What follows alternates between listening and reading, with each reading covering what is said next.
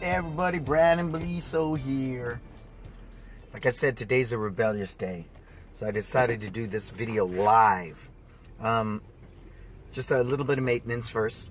I'm moving everything over to my business page, okay? So start heading over there, liking it, because pretty soon I won't be doing Facebook Live videos here at all. The second thing is I'm going to start doing a lot of focused videos at my YouTube channel. So try to subscribe to that. Please find that. Subscribe to that. It will be very beneficial. What else is going on? Twitter account is active. It's up. It's running. So what I want to talk about is everything I learned on the road. And it really hit home with me today because I was listening to Kiyoshi Dave Kovar's kind of keynote this morning at the opening of ProMac. And he spends more time on the road than anybody. I mean, God, I admired what he does. I spent 2 weeks on the road. I come back and I get I get a head cold and like, wow, because, it's vicious out there on the road. Living from hotel to hotel, airplane to airplane, trying to find healthy, clean food along the way there. And I find the biggest challenge, and Kiyoshi Kovar, he's so diplomatic. I wish I could speak as eloquently as he does sometimes. The biggest challenge in our industry is the school owner themselves. I am my own best friend. I'm my own worst enemy. And each day I wake up and I choose which one I'm going to be. Am I going to be my own best friend? Or am I going to be my own worst enemy?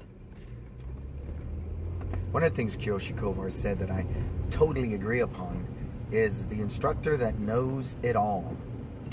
When I was in Florida teaching, there was a school owner with 4 schools, and 2 of them he was in partnership with 2 other guys. Now one guy decided he was not going to be there on Sunday for the It's Time live event. And his reasoning, even though it was right in his own backyard, all he had to do was hop in a car and drive over, was, I've been to all these things and I know it all. Okay. He's been open 3 years and has 60 students. To be able to have that type of mindset and be blinded by that mindset and not see the reality that you have a failing business with 60 students, you've been open 3 years and 5,000 square feet is pretty much insane, don't you think? I think that's extremely insane. And I went, wow, really? Wow. And then in working with this school, they don't use pads at all in any of their curriculum. And I said, why? He says, because my master doesn't use them. And I realized his master's in his 80s. When his master was learning martial arts, they probably didn't have a wave master. They didn't have a red square target. So another thing Kiyoshi Kovar touched upon that I see out there is that people are so set in their ways that they're only going to teach the martial arts the way their teacher taught them and their teacher taught them. The challenge with that is then we do not remain relevant. It's almost like an artist who wears it like a badge of honor that we suffer for our art. I don't think that needs to be the case. And I wouldn't ask you to get everything new and shiny out of the box if what's selling today is kickbox, Zumba, Pilates, yoga class. Well, I'm not going to say hop on the bandwagon and grab everything that comes along. What I would challenge every school owner to do is teach the curriculum they have in a relevant, age-specific, skill level-specific way, utilizing all the technology that we know about kinesiology, about child psychology, exercise adherence, all those different things. We would be utilizing them.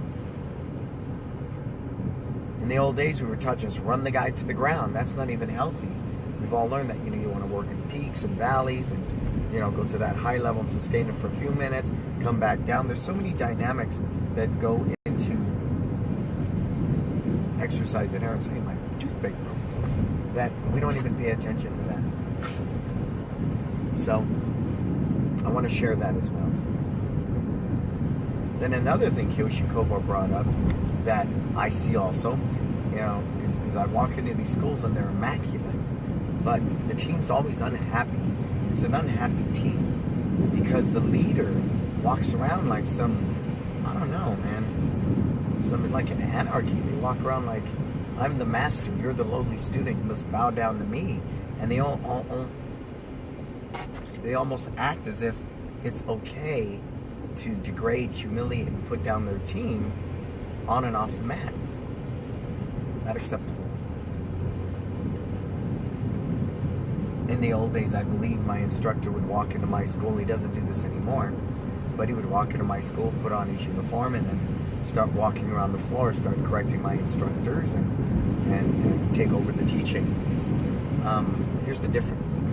If I come into a school and they need support, I put on a uniform and I ask the lead instructor, where can I best serve you, sir?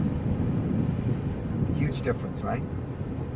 You want to empower your people, not disempower them through humiliating, disciplining, reprimanding them publicly, even privately. By asking the right questions, you can inspire and motivate your team.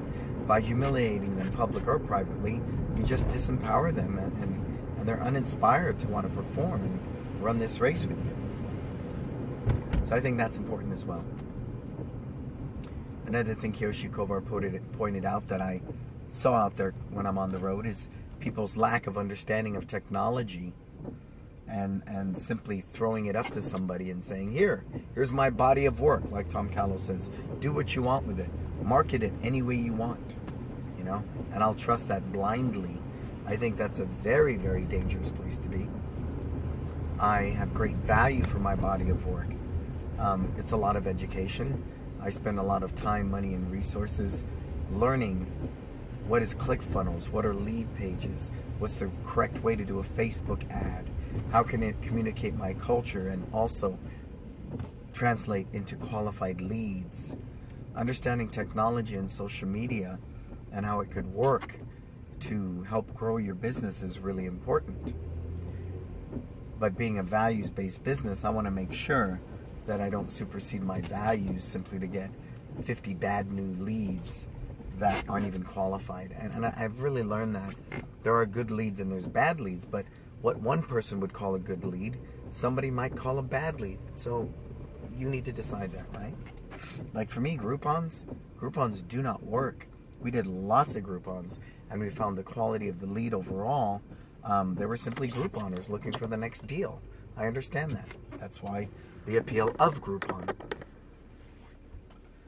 So with that said, I think what Kiyoshi Kovar is saying, that I'm reiterating, is that we have to stay hungry. We have to live from a learning mindset. We have to learn from a growth mindset.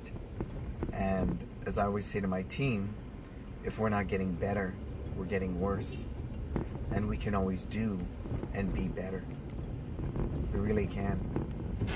And that's the state of much, I would say the majority of the martial arts industry. And the people that are doing really, really well are sitting in rooms like ProMac, or sitting in seminars like mine at It's Time. I wish you well, I wish the school owner well, because we're at a crossroads. And if you're happy with 100 to 200 students after being open, 20 years in business, I'm not sure what to tell you. Only you can define that level of success. I can't. But I would think by any business model, a dry cleaner, a restaurant, or otherwise, that 200 clients after 10 years in business is not a good number. And that at some point we need to make a decision there, because I don't want you to wake up at 70, 80 years old with no retirement, nothing to fall back on, and it's all because you didn't understand business, and business period, not just the martial arts business, but really how to run a successful small business in itself. So I feel that, and I'm hopeful though, because much like when we put on a white belt and we decided to open our mind and empty our cup, and that journey took us to black belt, I believe deep inside of us we still have that. We still have that. I'm going to ask you to get rid of the black belt today. I'm going to ask you to put on a white belt. Listen to your team. They offer us a lot of information, a lot of great information. And if we don't listen to our team, we don't allow them to contribute to the purpose. And if they don't contribute to the purpose, they're uninspired. I'm going to ask you to take off your black belt and put on a white belt and write a good business plan. And analyze what are your strengths, your weaknesses, your opportunities, and your threats. I'm going to ask you to take off your black belt and put on a white belt. And learn basic social media, please. Facebook posting, Instagram, lead pages, ClickFunnels, a decent website that can capture somebody's lead and at least take them to a place where they can sign up for a trial offer. I'm going to ask you to take off your black belt and put on a white belt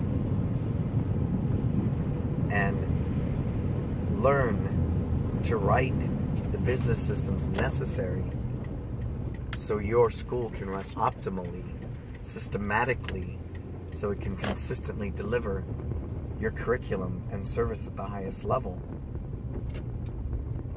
I'm going to ask you to take off that black belt. And remember, you were once a white belt. So be hungry. Be very hungry. Because I don't want to talk to you guys 10, 15 years from now, and you still have one school, and you still have 185 students, and you're still simply opening the door, taking the money, and teaching the classes. I want to be able to have conversations that you're thriving, you're growing every day, you're providing opportunities for your team, you're serving the community at a higher level. That's what I want. But what I want and you want are two different things. And if I am clear on my values, I am clear on my purpose, I'm clear on my vision, then I can create the action plan. I can create the vehicle to create the type of success that I believe I truly deserve. But only I can define that success, right? So think about that, folks. My last event of the year is going to be Sunday, November 6th in San Francisco. It's Time Live, presented by Rainmaker Membership Systems and Vision Martial Arts USA. I hope you choose to make that investment into yourself. If you're coming out, a lot of people are. Try to fly in on a Friday night. That way, you can watch classes all day Saturday and see our culture in action. Experience what it does. Experience the way it behaves. I think you'll be amazed at what we do. Cool? Go to BrannonBeliso.com, look under events, look for It's Time Live. Until we talk again, folks, you go out there and make a difference.